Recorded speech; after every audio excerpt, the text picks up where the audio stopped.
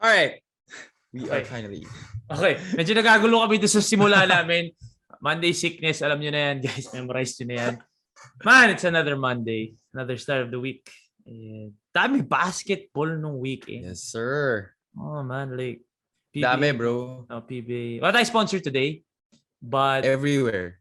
Wala. But I'm opening up kasi nga sa mga talagang nasa community natin, alam niyo na nagde-declutter ako bago ako lumipat So, I'm post within the day or maybe tomorrow yung mga shirts na ipapamigay natin. But because guys, I think na-notice mo na to, Javi, sa community, meron akong mga special price Siyempre iba pag sa community, di ba? Yung shorts nga, pare.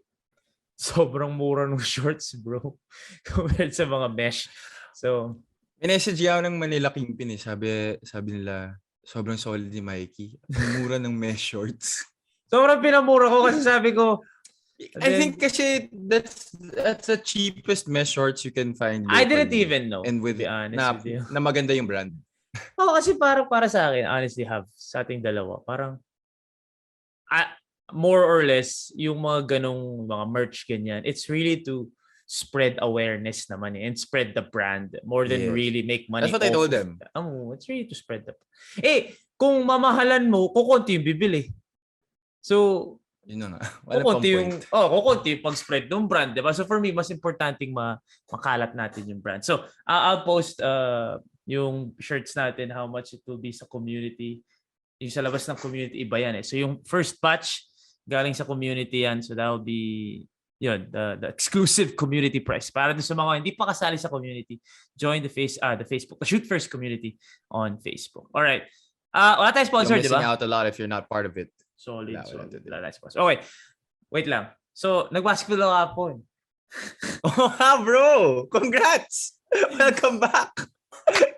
Welcome back. First 5-on-5 ko kahapon since pre-pandemic, literal. The last time I played 5-on-5 was my last game in the NPBL, which was pre-pandemic. But what made you want to play again? Because ang dami naman nag-iaya sa'yo parate. And even when we were covering the invitational, you said, di nyo ako mapapalaro. Imposible. Workout lang ako. Sa pag-gym ko lang.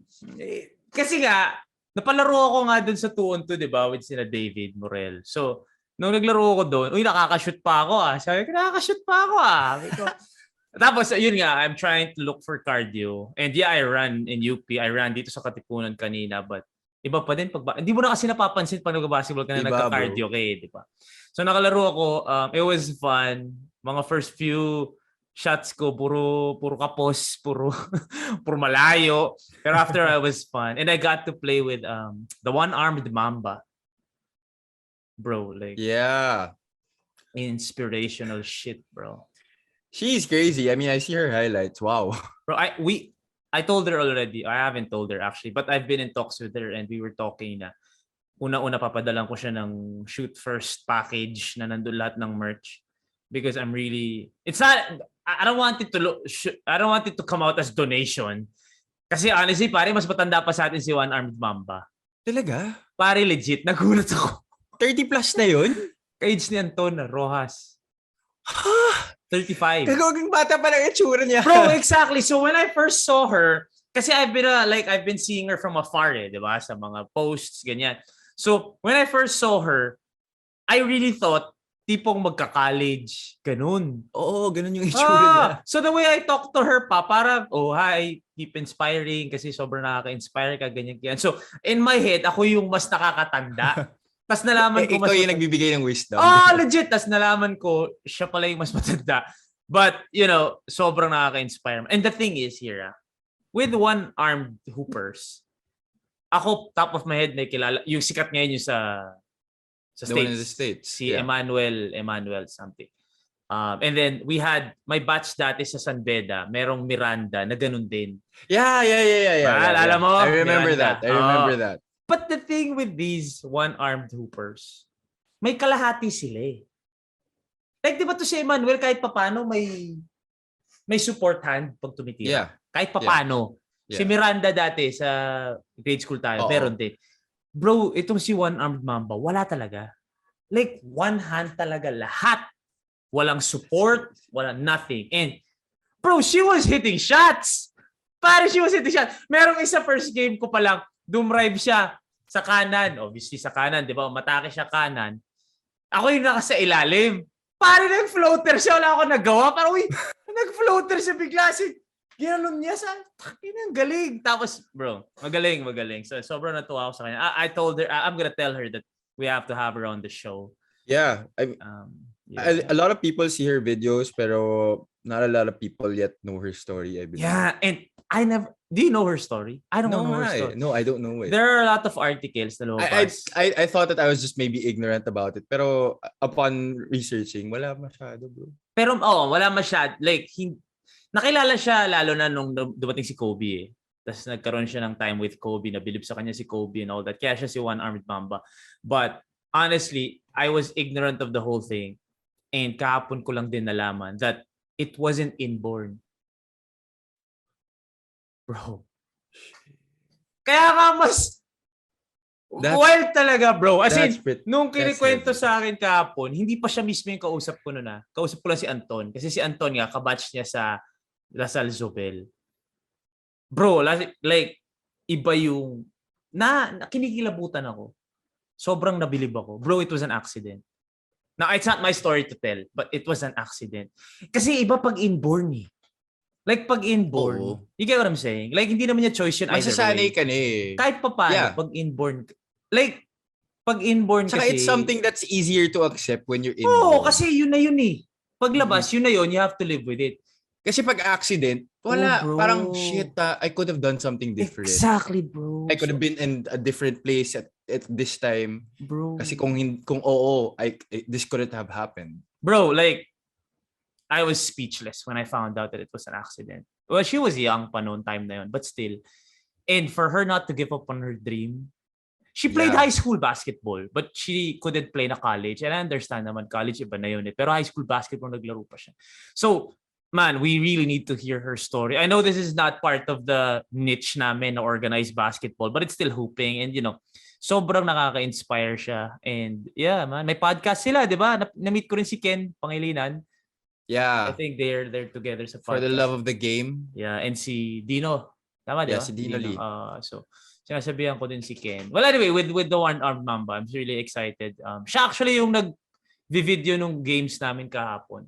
And, yeah, I'm really, really happy. Yun nga yung maganda sa Papa Austin. May video, pero siya yung nag-video.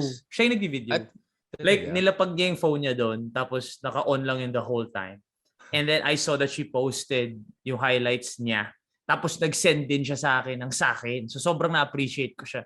And we really have to have her on the show and just really get to know her more. Post mo naman yung highlights mo sa community, Mike. Iniisip ko ipopost ko sa IG ko. Iniisip ko pa. Anyway, tapos si Ken Pangilinan, hinihirit. Kung Mikee Reyes 5 years ago yan, post yan agad eh. Hindi, ngayon magpo-post ako just because yung puta libreng content yun, ba't hindi ako, di ba? That's still content. Wala pa kailam kung matuwa kayo, hindi. Content is content.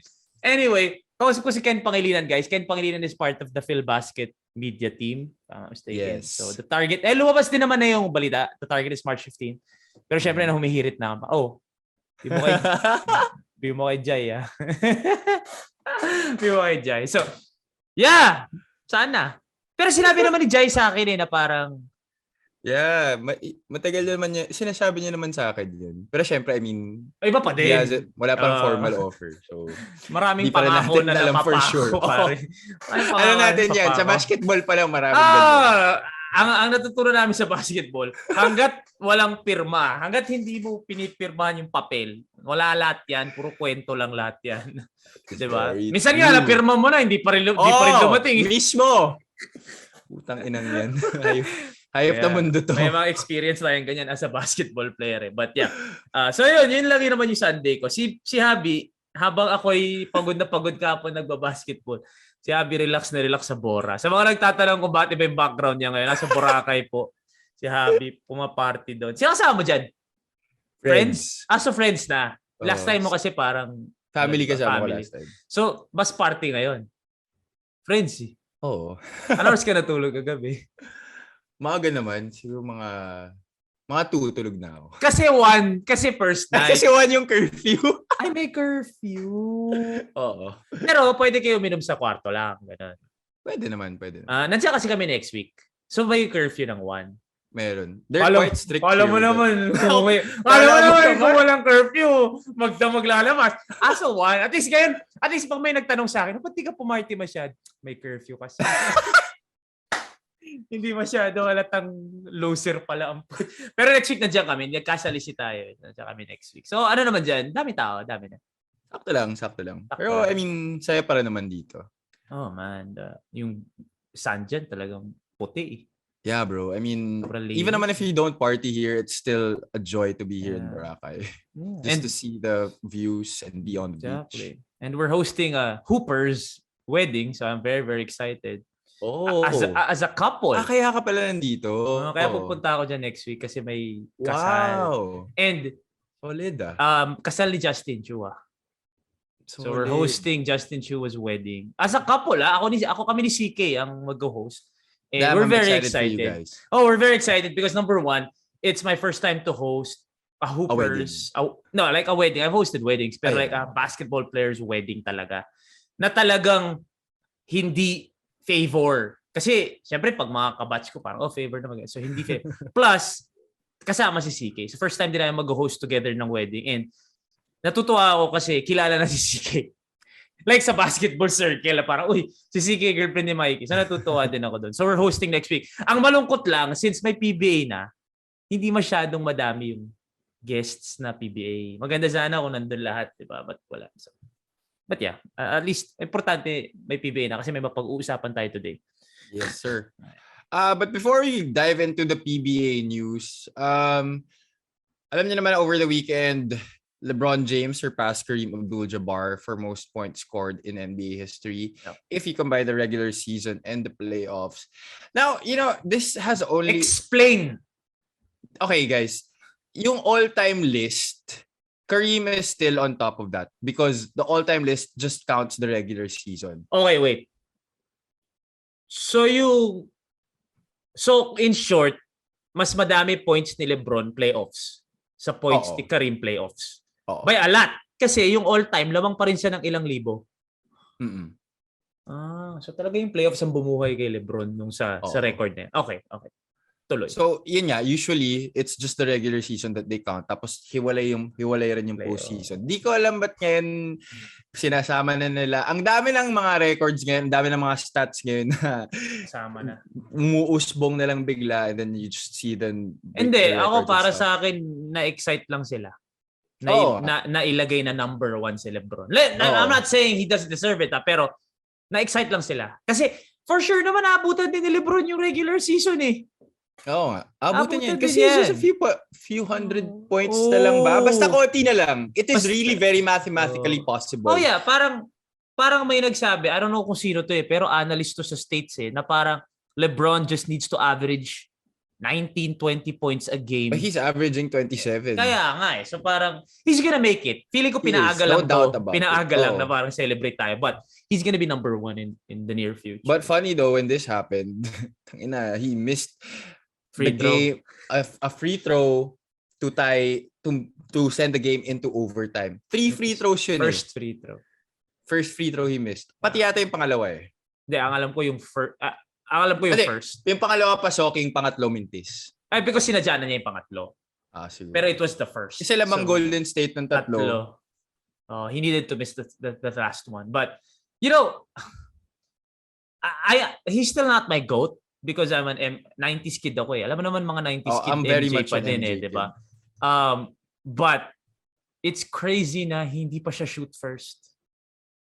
Tapos number 1 siya sa points.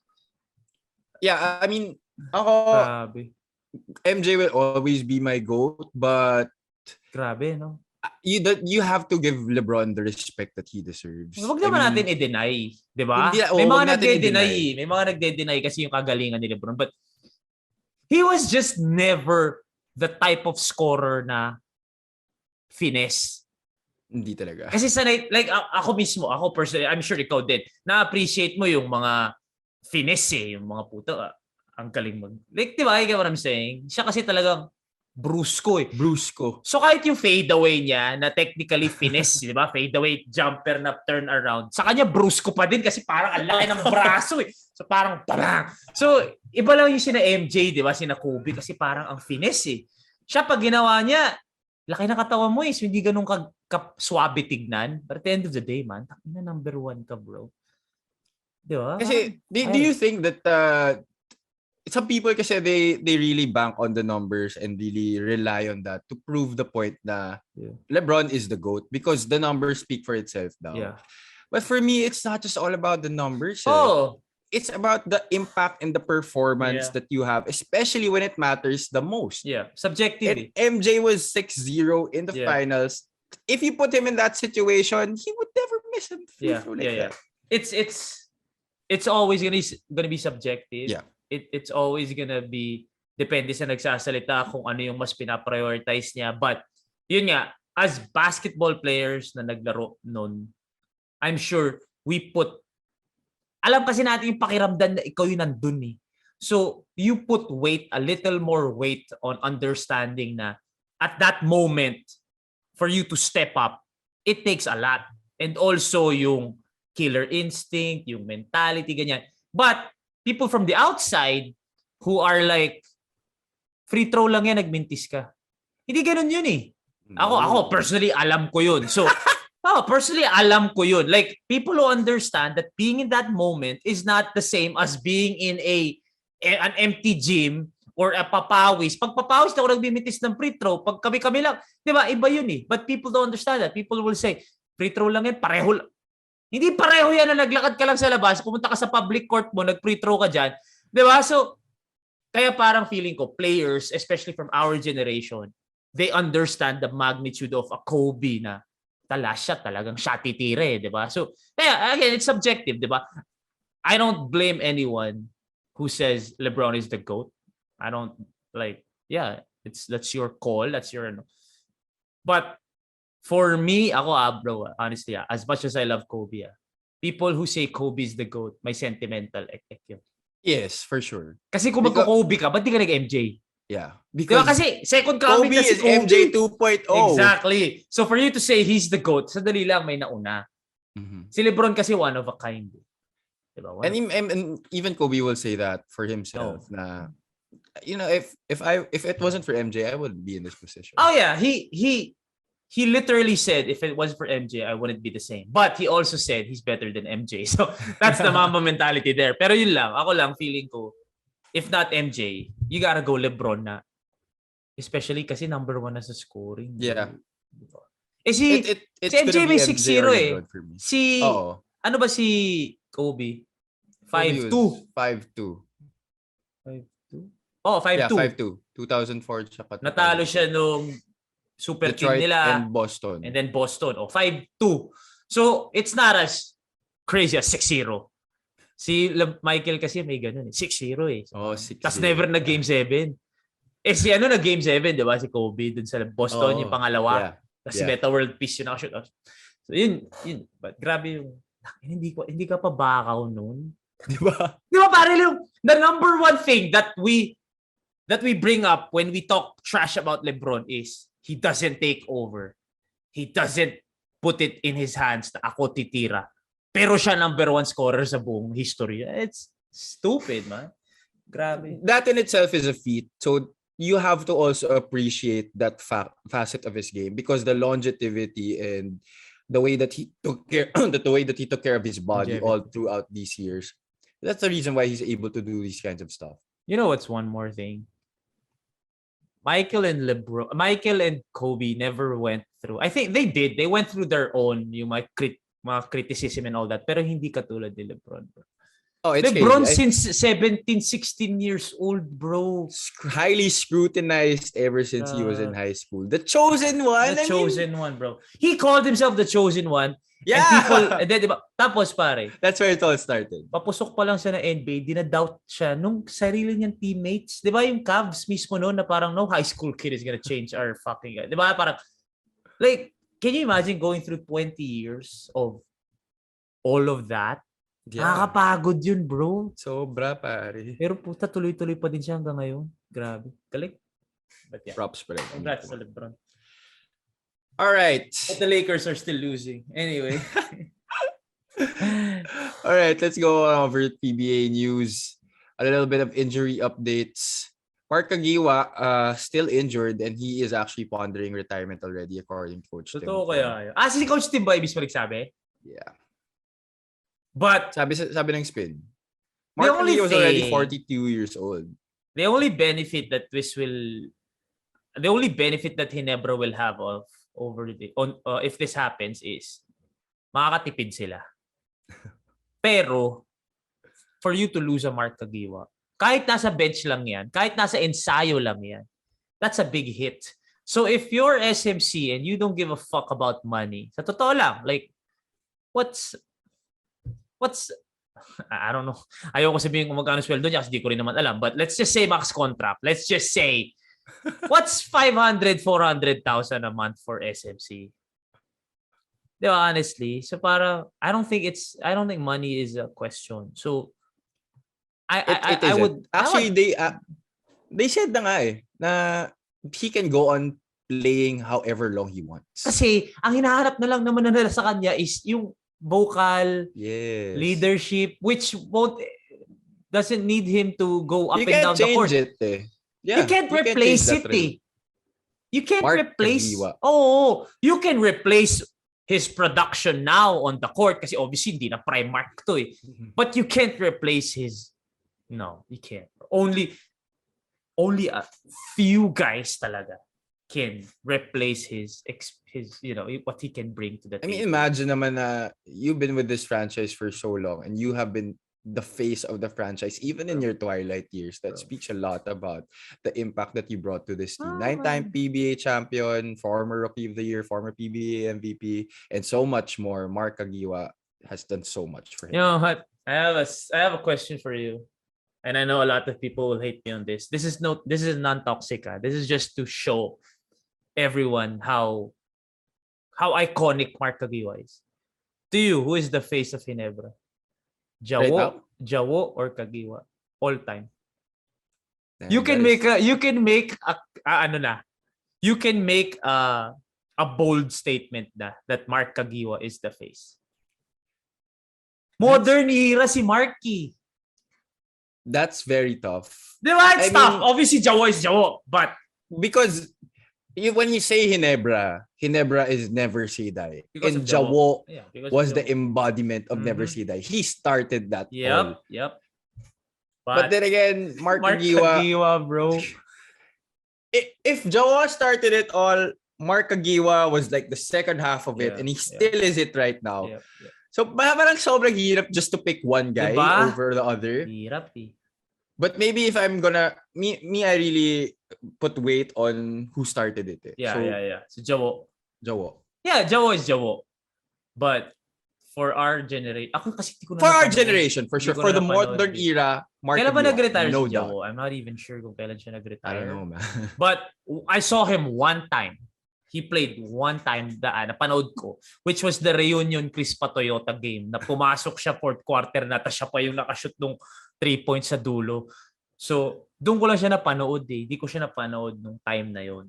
So, I'm not even sure magaling ba talaga si Jawo? Like, magaling? Or iba lang yung talaga yung parang Mark Pingris. Yung iconic iba yung lang. na brusco na iba talaga yung he embodied never say die.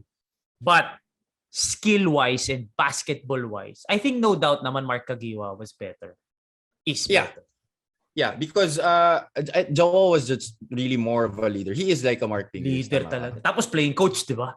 Yeah, playing Grabe. coach. Because I've seen some videos of Jawo when he was playing before, especially nung prime niya pa sa Toyota. Iba pa rin yung Mark Kagiwa pa. Iba yung Mark Kagiwa really tortured a lot of squads. Tapos and I even hated Mark Kagiwa. Tapos pare. Si Mark Kagiwa kasi, start to finish, Hinebra. Oo. You have to also consider that. Si Jawo, ilang teams ang pinilaruan? Okay. Hindi ko kasi alam eh. Pero nag-Toyota si Jawo, so dun pa lang dalawa na. I'm not even sure yet. I think after Toyota, he has been with Ginebra. Correct kasi for wrong, Oh, I think... we need an old guy here. But right now, okay, 1990 po ako pinanganak, sinabi 1993. Tama? 94 o 94. So doon pa lang guys, don't hate us. So from what I know, at least dalawang team na si Jawo kasi Toyota at saka Ginebra. Hindi ko alam kung ano yung nauna. Nauna Toyota. O kasi parang mas matandaan Toyota, di ba? Oo. Mas pa Toyota. Okay. Nauna Toyota. So that pa, kailangan mo ilagay yun.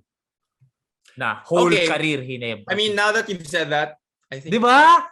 Mark Kasi Liwa. at the end of the day, pag naglabas ka ng highlights ni Jawo, masasama dun yung Toyota. Oo. Ang galing, lalo na yung Toyota kasi dun rin talaga siya nakilala. Oo. Tsaka dun yung, I don't wanna say dun yung prime niya, pero dun yung younger years niya. Doon yung younger years niya. Parang he started his career with Toyota, doon talaga siya nakilala. Tapos yung legacy niya na cement with Ginebra. Ginebra. So kumbaga, he started the whole Ginebra is the darling of the fans and all that. Yeah. Pero si Mark kasi, ilang years si Mark, bro? 15 na ba? Hindi ko alam kung kailan. 2000 ba si Mark? 2001? Or sa 2002? Early 2001. Pare 20 years na siya nasa Ginebra, bro. 20 years na siya nasa Ginebra. Third pick.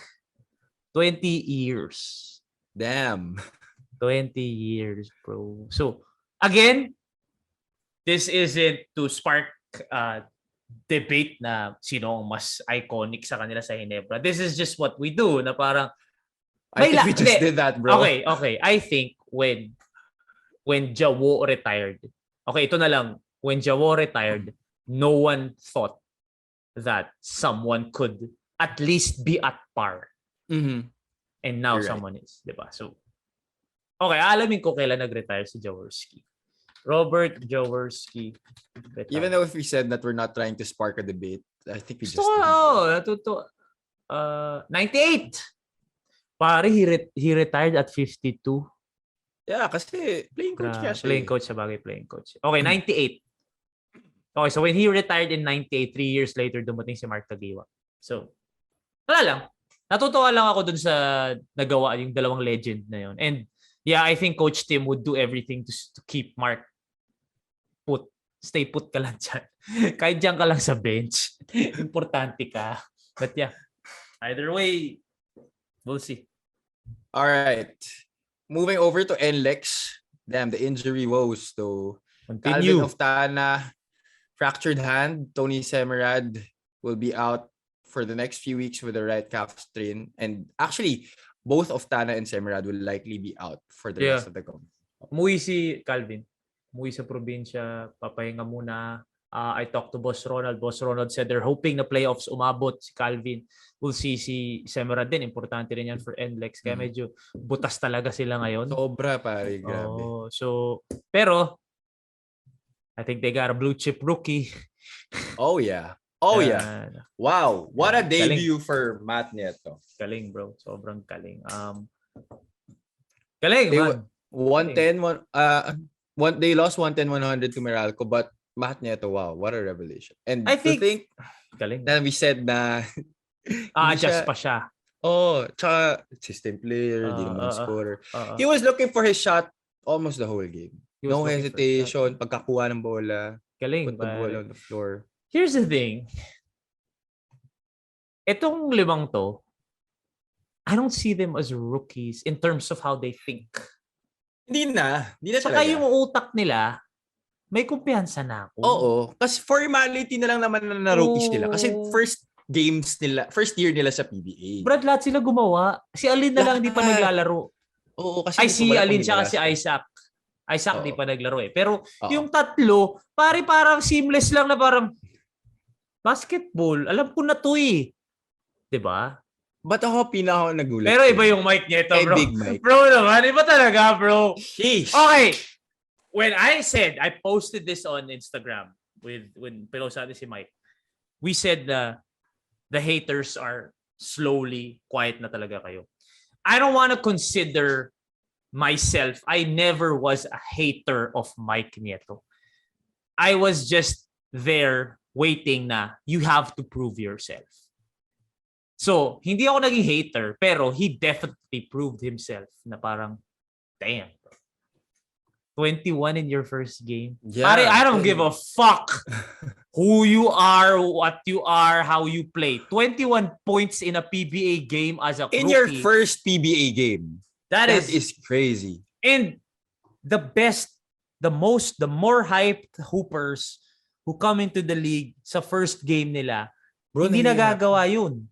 Pare, iba yung first game. I remember, I was a big Ateneo fan before. I remember really, inaabangan ko talaga yung debut ni Chris Chu sa PBA. Bro, nahirapan. Oo, nahirapan. At the end of the day, meron pa din. Meron pa ding adjust. But then again, yun nga, you can't say they're off high school, they're off college. Yeah. Kasi iba yung nakuha nila experience sa Gilas. These guys played internationally. I think taller people. I think kung yung nag-21 points si Suerte or si Bulanadi, impressive, that could have been very much expected. Yeah, impressive, but at the because same time, that is their game. Yung Mike Nieto, ano ba career high ni Mike Nieto sa UAAP, bro? Baka 15. Di ba yata umabot ng 20, pare? Feeling ko hindi umabot ng 20. Feeling ko talaga hindi umabot ng 20. 15. Tama nga, baka nga di ka pa umabot ng 15. Baka 15. Feeling ko 15. Okay. Bro. Bro, 21? Iba, pare. Iba. I don't know his career high, pero people, you get what I'm saying. We're not hating on Mike Nieto. We're just really impressed with his debut. Mad props. Bro, nakita mo yung turnaround jumper niya kay Kevin Ferrer. Like, what the fuck? Pero feeling ko namura siya ni Coach Tab kung ginawa niya yun sa Ateneo. Pero pare, like, what the fuck? Where did that come from? I think sobrang binigyan talaga siya ng kumpiyansa ni Chris Gavina. Brad! Yeah. Okay. You don't need to be a system player here. Bro, number one, he was up against Kevin Ferrer, who is a known defender. Number two, Kevin Ferrer's length and height is crazy. Number three, nag-fade away off a spin siya. Number four, off the fucking glass. Pare, ang hirap nun. Bro, yung momento mo pa ganun, tapos off the glass? Ano yun? Bro, like, only a chosen few can do that in the PBA. Mga Terence, Kiefer, bro, that was galing, bro. Galing. Damn, Nagulat ako Mike. kay Mike. Nagulat ako. Tsaka starter. Oo nga. Galing, bro.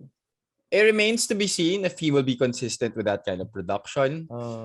I mean, of course, it's just been one game. Oo naman. But we cannot really expect. Oo naman. We're hoping. But if it doesn't happen na ganun kadali. Kasi syempre si scout yan eh. We're still not gonna say na hindi. I think he has cemented himself na parang kaya mo sumabay. Pag naka-20 ka, kaya mo sumabay. And also, I think we're more impressed with Mike, or we're most impressed with Mike because Ray played his game. Ray was scoring. 16 points ata si Ray. Matt Nieto played his game. He was facilitating. Pag bumalik sa kanya, shot clock down, titira siya, shoot siya. Si Mike talaga hindi yun yung laro niya nung college. Hindi talaga eh. Galing, bro. Because, Big Mike, Ateneo days, point big man. forward. Big man nung high school. Big man. Nung high school. Nung college, medyo point forward, di ba? Galing. Congrats, Mike Nieto. Yeah. Alright. Ano pa mga balita? Meron pa ba? One more injury update, and this is very sad because he's playing for TNT. Poy Aram is doubtful to return in the next few days, out with a lower back injury.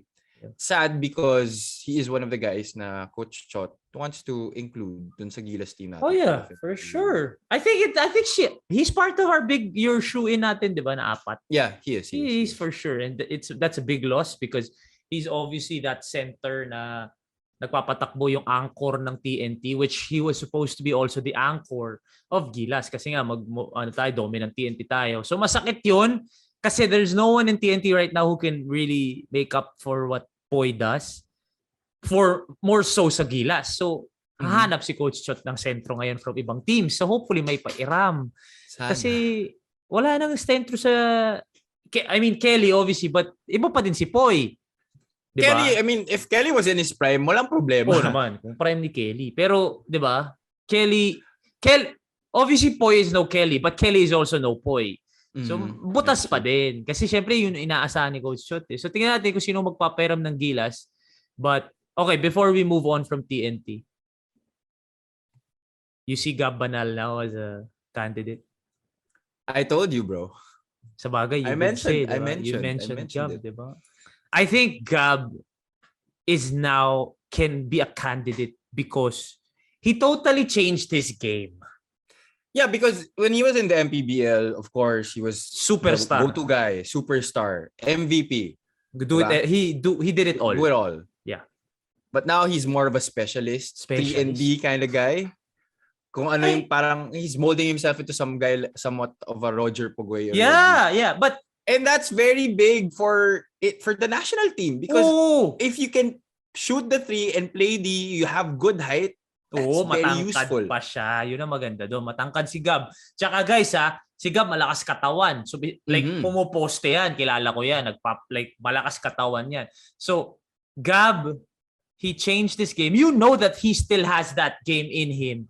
If they need him to facilitate, kaya niya bigla. But that's the beauty of Gab's game. He can adjust to whatever role he came in for. So yeah, I think he can be a candidate. Kasi kung candidate si Montalvo, sa point guard spot, candidate din dapat si Gab Banal. And we're talking because we know dominant TNT to But obviously, if it's the whole PBA, mahirapan si Gab kasi nandiyan na yung mga Matthew Wright, yung mga Marshall Lassiter. Yeah. Pero if we're talking about dominant TNT, feeling ko, pinag-iisipan na ni Coach Chot. Pare, 5 3-pointers. Back-to-back-to-back pa yung tatlo dun. Yeah. Tsaka, also, Pugoy is also injured right now. Pugoy injured. Di pa nila alam kung kailan makakabalik. So, yeah, man. I think Gab is... Tsaka tama ka dun, may height That's really important. Tres tapos pwede mag-shooter. Galing. So, yeah. May candidate nga si William. Yes, sir. All right, move on to maybe the noisiest news of over the weekend. And that this just happened right after we recorded that on Friday. After 11 days of negotiation, Robert Bolek has decided to re-sign with Northport Batangpier. Terms of the deal were not yet disclosed by Northport. I don't think it's ever gonna be disclosed, obviously. Pero saya ko nung nag-resign. It shows what Bolek is about. And he told me, nung na-interview ko sa Mikey TV, I don't know if he told me on record or off the record, that his goal is to win a championship. Because this is the last stop. If he wins a chip here, he has won a chip on all levels except high school. Kasi si Green Hills hindi siya nag-champion, na-injure siya noon But college, D-League, lahat. UAP, NCAA. Diba? So ito na lang ang championship. So when he said na, he told me straight up, hindi ako alis ng Northport hanggang nag-champion. I would understand still kung umalis siya. Because of all the rumors kung saan siya kinukuha, di ba? Pero he stayed put and like, wild, bro. Kasi, finally, may marami naman ang humihindi. Pero, iba yung level ni... Yeah, I don't think there was a bigger name. Yung Troy Rosario Pugoy kasi hindi naman super hype. Nalaman natin hindi Oo. Yung Japet, Chismis.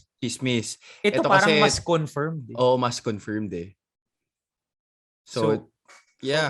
Sobrang ganda.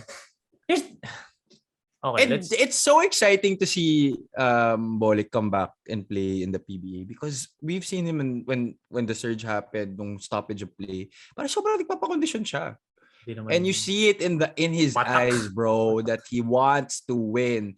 Go out and fucking explode. Yeah. Man. Okay. Let's talk about the deal. Hindi ako taga-PBA.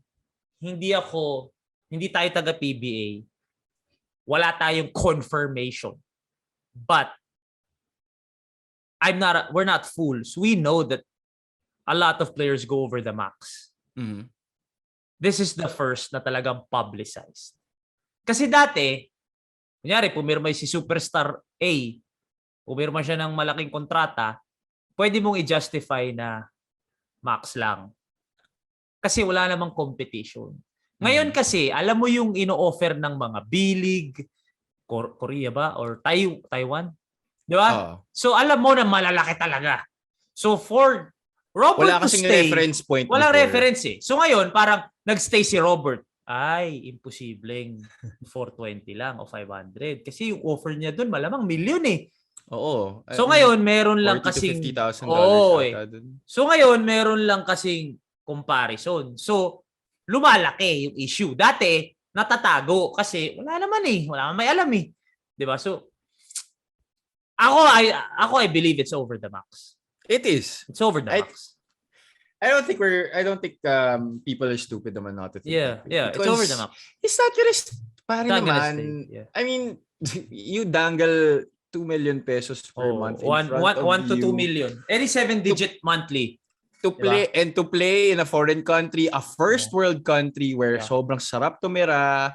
Pare, bulsa mo pa lahat 'yon, yung pagkain mo, bulsa sagot mo yung lahat lodging mo, sagot may kotse para minsan. Yeah. Ay na, 'di ba? Mahirap pumindit sa ganun. Si Japet kasi parang feeling ko wala na siya sa point na parang nandun na siya sa older group eh, na parang Yeah, kasi parang wala mas na rin chill siyang na kailangan siya. patunayan sa chill career na niya. siya. Oo, like I mean, okay he naman reached siya a lot dun of milestones na. Oo. Yeah, tsaka kasi manganganak rin yung asawa. Tas yun pa, nakaipon na siya. 'Di ba? Ayaw naman niyang iwan si Cassie dito or ayaw naman niyang igulo si Cassie na isasama niya doon out of nowhere. Si Bolik yung, sabi nga natin, 'di ba, usually pupunta sa bilig yung mga binata. Si Bolik din naman, engaged na din. But still, considered binata si Bolik. Oo. Tapos yung fiancé pa niya, FA. So technically, pwede kita isama dito sa Japan. Ako nang bahala sa'yo. 'Di ba? Kasi FA, malamang lumilipad-lipad din naman ng FA. Hindi rin naman regular job. 'Di ba? I mean, you get what I'm saying? People, you get what I'm saying? Hindi regular na 9 to 5. Pero like, 'di ba? So, over the max. Sure yan. Kami lang to ha. Wala akong kausap. Kami lang to, over the max. But at the end of the day though, like, ako honestly, I don't like getting into those stuff kasi Ako rin, bro. That's why I did. Di ba parang I don't want to talk about someone else's money. Like that's his money. I have my money, you have your money, they have their money. Some people have more money, some people have less money, but at the end of the day, that's just money. Di ba? So wala. And who are we to judge what they do with their money? Exactly. So parang ako, okay, flat out, binrake yung rule ng max. Again, kung na-prove, hindi pa na-prove eh. But let's just say ma-prove. Kung ano man gawin ng PBA, so be it. Nanonood lang naman ako from afar eh. Diba? But congrats to Robert. Yeah. If technically na match, tibay mo, bro. Tangina, kinikita mo yung kinikita ng mga hinayupak doon. Tapos ikaw nandito ka sa Pinas. Hindi ka umalis. Hindi. Grabe, sarap naman ang buhay mo, bro. Yung iba doon, parang uwing-uwi na eh. Oo, syempre uwing-uwi na yung mga yon. Puta, the moment ka nagkagilas, biglang umuwi lahat eh. Kahit bakasyon, uwi. Kahit sandali. Puta, ikaw, same ang kinikita mo. Tapos, galing po. Iba ka talaga, Berto. Yes, over sir. the max. Over the max. Over the max. All right. The fans will be now allowed back in the Smart Araneta Coliseum starting Wednesday, sabi ni Commissioner Willie Marshall. Nalista ko yung ticket prices somewhere. Basta ticket prices are also out na. Yeah. And, I really wanna watch, bro. Yeah, me too. I haven't watched ever since they came back. Oh, medyo ano lang ako, praning. Pero pare, honestly, parang normal na lahat. Parang sobra. Pare, like, feeling ko ngayon, the only difference now from pre-pandemic, obviously, I mean, I'm not, don't take me as insensitive ba. Syempre disclaimer lang ako. Pero honestly, yung buhay ngayon, yung difference lang is naka-face mask tayo. Yun lang. Diba? It's shaping more to be an epidemic.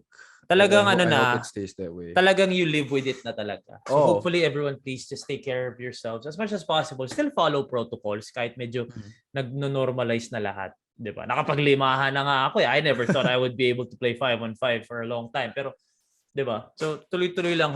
Hopefully everyone just stay safe and stay healthy. Pero yun, meron pa ba tayong updates? Wala na, no? Last one. UAAP and NCAA mukhang sasabay sila ng opening March 26. Both have announced that they will play on March 26. Nakakatawa. Kasi sobrang private lahat ng teams. Oo nga eh. Kasi puro unknown eh. Yeah. Nobody knows. For the UAP, sa Mo Arena ang venue na pinili nila. For the NCAA, they haven't Rizal, really di ba? announced yet. Yeah, but they're looking at Rizal. Rizal Memorial has been recently renovated, by the way. So, yun. Layo ng Rizal. And di pa nila sure kung talagang if a full bubble nila or closed circuit with spectators or Both. not. But yeah, both. So Hindi, they're still exploring that. Hindi ata full bubble. I think no tao lang. No tao. Pero they're still exploring the possibility na baka may tao. So the options are walang tao, may tao. Hindi naman full bubble na bubble sila. Hindi naman. Kasi either may tao lang o walang tao. Sila. Yeah. So, hindi kasi kung bubble, damay kami na. Damay, di ba? Ayaw naman namin mag-bubble po. Naman. Hindi talaga. Yun naman eh. Pwede ka mo mag-analyze. Okay ka mo mag-analyze sa NC. Wala mang conflict kahit saan. Wala. Basta hindi bubble. Hindi talaga pag-bubble. Pero, yeah, nakakatawa kasi. I ran at UP, di ba? So, sumakto last week. Gabi ako nag-run kasi hindi ako nakatakbo ng umaga. Sumilip ako kasi syempre may protocols and of course bubble. Ayoko naman sila maano din, di ba? So sumilip lang ako, literal, bumukas lang ako, sumilip lang ako. Tapos like skinan ko lang. Bro, wala na akong kilala. Puta. Well, bro, when I say wala na akong kilala, obviously kilala ko sila from high school. Pero like, you get what I'm saying? Hindi na sila yung parang dati na si Paul, si June, si Juan, Bro, ngayon Richie, Cancino, Spencer, Webb. That's it. Lahat pare Abadiano. That's really a different team. Here's the thing, okay? So nung sumilip ako, literal silip lang to guys ha. Wag niyo naman, don't take this out of context. Sumilip lang ako. Sakto nakita ko ni Richie. So lapit si Richie, nag-fist bump lang kami ni Richie. Sakto dumaan yung Tamayo. So siya din nag-fist bump. Brad, ang laki pala nung hayop na yun. Laki nun, bro. Bro, no joke, pare. Like, what? Bro. That's why I'm very excited to see that guy play, bro. Bro, tangina. No joke, bro. Yung iniisip mong laki niya, mas malaki pa siya dun. What is he, 6'7"? Okay, pause. Pero still, like, legit. Ang laki niya talaga, bro. Like, tumingala talaga ako ng wild. And naisip ko bigla, nung finish bump ko siya at napatingala ako sa kanya, nag-flashback lahat ng mga napanood ko sa kanya this past Gilas. And I'm like, tangina, nagagawa mo lahat yun ng ganyan kakalaki. Bro, like yung mga galaw niya dati, bro, ang laki pala niya, bro. So I think he's really gonna be the future, bro. Of not just of UP, of Philippine basketball. Yeah. What do you think people are saying na he's the best high school player to come, best player to come out of high school since Benji Paras? Sabi ni boss ni Gov. Sabi ni Gov. Oh. Okay. Did he okay, let's talk about this quick. Did he mean to UP or all time? Or Parang any all school? Time, bro, eh. Parang any school. He's the best, para sa akin, highest potential. Pero if you talk about high school careers, come on, bro. Ryan. Oo. Ryan, tapos Kiefer. Tapos may Terence ka pa. We're talking about high school careers, ha? And Tamayo wasn't even the best player on that team. Kiambao was. Yeah. If I'm not mistaken, Kiambao was the best player in that. Like, okay, if Tamayo was the best player in that team, he wasn't the clear-cut best player in that team. Unlike Kiefer, Ryan, we're talking about high school careers. Pero if you talk potential of, kasi si Kiefer nung pagpasok ng college, alam mo na eh. Oh, pare. Si Ryan, alam mo na din na galing na talaga. Ito parang, gaano kagaling tong hayop na to? May ganun eh. Kasi si Kiefer tsaka si Ryan, may tag na yan eh, na parang may invisible tag na yan na chosen one. Oo, na parang something like that. May ganung vibe na talaga sila to themselves. Ito parang, magaling ka, pero tangina parang yung expectation mo sa kanya, kaya niyang i-surpass pa eh. Kasi matangkad, skillful, di ba? So, yeah, I think he's not the best high school player because Ryan and Kiefer, I'm still gonna put Ryan and Kiefer up there and even Terence maybe. But potential-wise, iba bro. Iba yeah, to. For sure. Iba to. Pero syempre sasabihin ni Gov yun, player niya eh. Syempre sabihin niya. Tsaka malamang niligawan niya yun. For sure, pare. Diba? Baka Kaya inusog. pupurihin niya ng pupurihin yun. Baka inusog ni Gob yung Bon para lang makuha niya yung, para lang, di ba? Inusog niya yung mga bundok-bundok dyan para lang makuha niya si di ba? He moved mountains to get Carl Tamayo. So, obviously sasabihin niya yun. Pero, di ba? Alam naman. Congrats, Governor John Vic, for what you did for UP. One heck of a team. We're all very excited to see it. But let's keep it basketball related with Gob. All right. That's pretty much it, guys. Tigilan natin ito dito bago tayo lumayo pa dito. All right, guys. Sa mga nakikinig sa Spotify, please join the Shoot First community on Facebook. For those watching on YouTube, please hit the link down in the description. And please, dun sa mga nasa community, wait lang, papost ako dun sa mga shirts natin. Or I'll ask CK lang paano natin gagawin. Pero thank you din sa mga nag-pre-order ng shorts natin. Ginamit ko yung shorts nung nag-basketball ako, bro. Solid talaga yung shorts na yun. So, yeah, man. Ano plano mo dyan ngayon today? Ano oras ka magsisimula? Relax lang ako dito. Baka naman hinihintay ka na nila, magsisimula na kayo, bro. Hindi pa naman. Mag-antay sila dun, puta. Pero yun, sige. So bukas ka pa rin? Yeah, I'll be here till the 16th. Okay, the 16th. Alright, guys. Thank you very much again for all the support. The name is Mikee Reyes. This has been Abby Palanya. Take care of yourself. Take care of yourself. Peace and love, and see you all tomorrow.